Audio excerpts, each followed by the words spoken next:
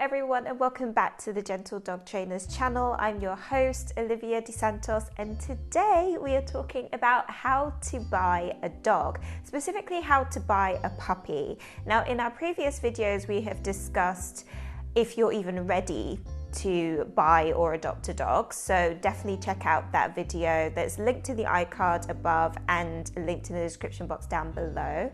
And we've also discussed the difference between buying a dog and rescuing a dog from a shelter and which might be right for you. So definitely check out that video, which is also linked in the iCard and linked in the description box down below. But let's say you've done the pros and cons and you've decided that you definitely want to buy a puppy. Well, this is the video for you. Stay tuned and we'll talk all about how to choose a breed, how to choose a breeder, and how to choose the puppy from the litter. But before we get into this video, I encourage you to subscribe to this channel. We talk about all things dogs so that you can raise happy, healthy, and well-behaved dogs. Click that notification bell so you never miss an upload, and let's get into this mega topic. So normally when I do these videos, I divide everything into tips, but because it's such a big topic, I've divided it into sections. We're going to be talking about how to choose a breed, how to choose a breeder, and then how to choose a puppy at the end. But I do want to quickly touch on price, because I'm sure that this is a very big question for you. How much is a puppy? How much does it cost to buy a new puppy? And the reason I don't really want to touch this is because it really varies. It completely depends on the breed that you're looking for, how available that breed is in your local area, and demand. So there was a time when French Bulldogs were all the rage, so they were the most expensive dogs to buy. And then more recently you have Dachshunds, which have also, skyrocketed.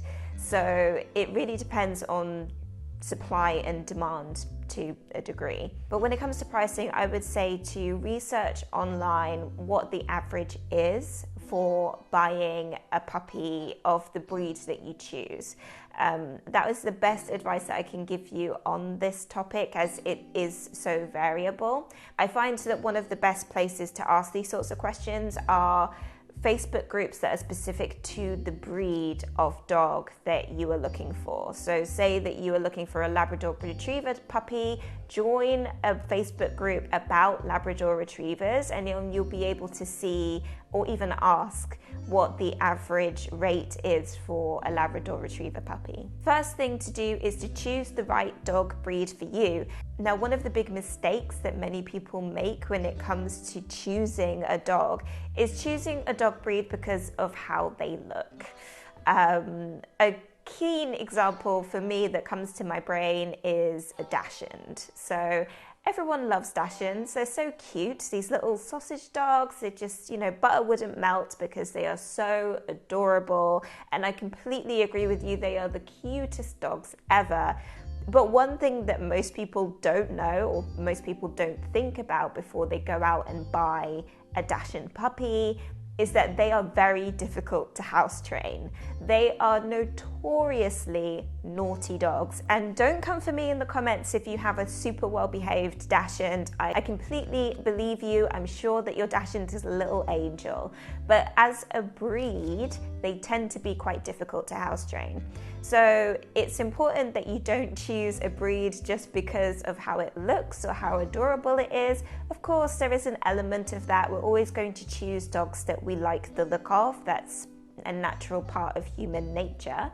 But also think about the practicalities of owning that dog and the expenses that go into it. So let's think about the criteria when you choose a dog. The first thing is temperament. So every dog has a slightly different personality, but there are certain traits that come with the breed. So for example, my German Shepherd, he was a very aloof dog. He was very loyal and loving and wonderful to his family members. But until you became really warm to him, he wasn't the warmest person. He wasn't the warmest dog ever.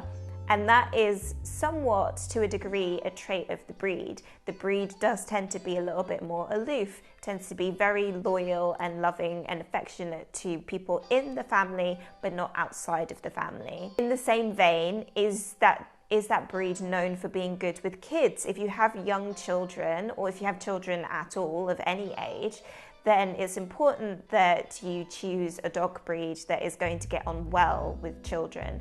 If you have other pets as well, then sometimes looking into the traits of the breed will help you decipher whether they're a good match for the animals that you already have. Another thing to think about is the amount of space that you have. You know, how big is your property? Do you have an apartment and just a small balcony, or do you have a large yard where your dog can run free and play and have have plenty of exercise on a daily basis? Following from that, what about the activity level? How often are you able to take your dog out for a walk? Now, of course, you should be walking your dog every single day, but life happens, and some dogs allow you to get away with walking your dog a little less or having less vigorous exercise every week. So, for example, a border collie needs plenty of exercise. They are working dogs, farming dogs, so they need to burn off a lot of energy. They don't need just one small walk a day. They need a long walk every day, and sometimes to be let off leash and have a really good run to burn off all of that energy. Do you have the time and the space to accommodate that? Do you have the facilities in the local area to accommodate that? Alternatively, there are dog breeds that are total couch potatoes. They will sit and lie and be happy all day on the sofa. And if you are a very keen runner and you would like to run with your dog, then it's no use buying a puppy from a breed that is known for being quite lazy. What about how to groom the dogs? So obviously there are short hair breeds, there are long hair breeds. There are certain breeds that are more complex to groom, so they have thicker coats or they shed a lot. Sometimes there are dogs with double undercoats that will shed a lot in the summer, and will you be able to handle that level of just mess all of the time? There are some dogs that need very little grooming on a weekly basis, and some that need a brush through maybe every day. So the big question becomes, think about your lifestyle. Think about how this dog is going to fit into your lifestyle. Do you have the time to groom them properly, to sufficiently exercise them? Are they going to fit into your family dynamic on a temperament level? And do you have the space for them? These are the really big, important questions to think about when you think of the type of breed that you want. I will also mention that it is a little bit macabre, but it is important to also think about the future potential health conditions that your dog could have. So if you have a large dog, a very extra large breed, then they could have issues with hip dysplasia, with mobility issues as they get older. Are you equipped to help them if and when that happens? At the same time, there are dogs that have very susceptible ears, so they can have ear infections or ticks more often, things like that. So make sure when you look at the type of breed that you want, you really understand the breed. Do your research. Be really, really attentive to all of the details about that breed before you go out and buy a puppy. The next thing to think about is choosing a breeder. Now, we've written a very in-detail article about where to buy a dog in Australia, so please do check out the link in the description box down below to read more on that, because it gives you a really good guide of what to look for in a breeder.